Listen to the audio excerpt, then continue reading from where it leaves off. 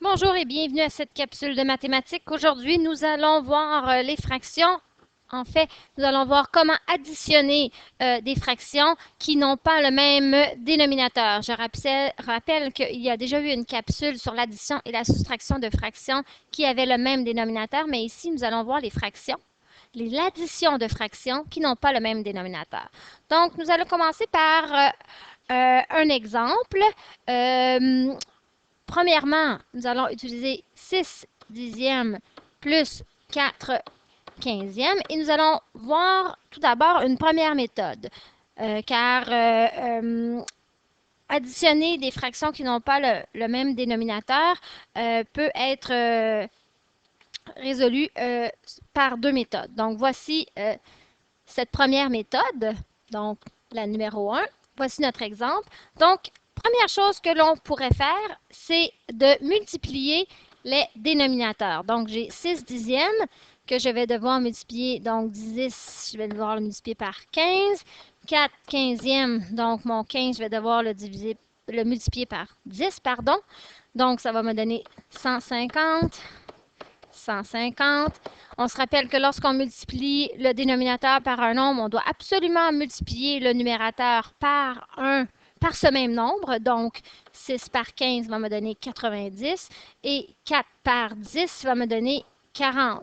Donc, je peux dire que 6 dixièmes est égal à 90 150e et que 4 quinzièmes est égal à 40 150e.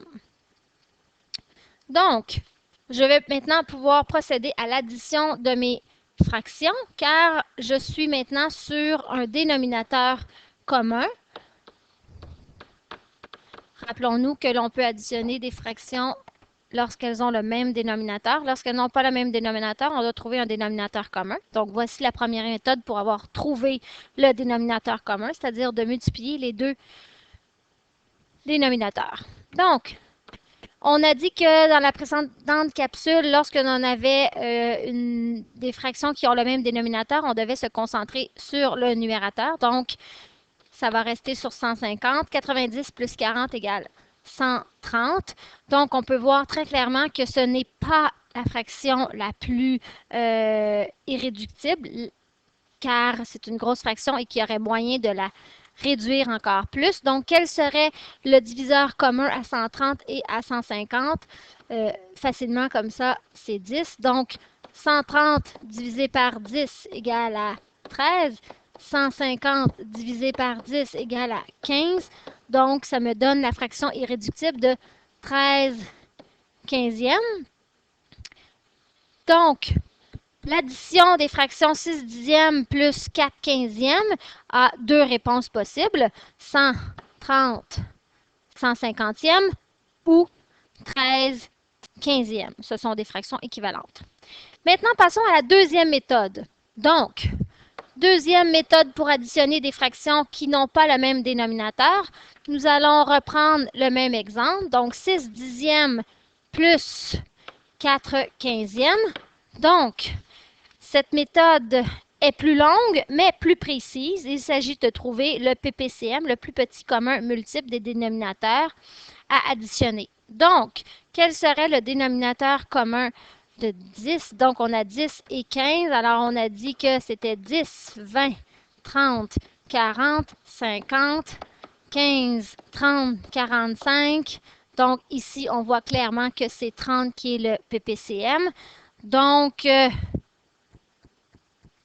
6 dixièmes, 4 quinzièmes, je vais devoir arriver à un dénominateur commun de 30. Donc, qu'est-ce qui s'est passé? J'ai multiplié 15 par quoi pour arriver à 30? Par 2. J'ai multiplié 10 par quoi pour arriver à 33? Donc, je vais devoir multiplier mon numérateur par le même nombre. Donc, 6 fois 3, 18. Et 4 fois 2, 8. Donc, je peux dire que 6 dixièmes est égal à 18 trentièmes, pardon, et que la fraction 4 quinzièmes est égale à 8 trentièmes. Donc, à ce moment-là, je peux procéder à l'addition de mes deux fractions. Donc, 18 trentièmes plus 8 trentièmes égale 18 plus 8 est égal à 26 divisé sur 30. Donc, voici ma réponse de l'addition. Évidemment, je peux sûrement réduire cette fraction pour la rendre irréductible. Donc, mon diviseur commun, c'est 2. 26 divisé par 2, c'est 13. 30 divisé par 2 est égal à 15. Donc, 13 quinzièmes ou 26 trentièmes. Donc, on voit, si on retourne à la méthode précédente, on voit que la réponse est de 130 150e et qu'on arrive avec une fraction irréductible de 13 quinzièmes. Donc, on voit qu'au départ, la réponse elle est plus grande parce qu'on a multiplié les deux dénominateurs. Donc, on voit ici qu'en trouvant le dénominateur commun, le PPCM, le plus petit commun multiple, on arrive à une fraction beaucoup plus petite, donc peut-être plus simple aussi de réduire par la suite. Donc, les deux méthodes se valent.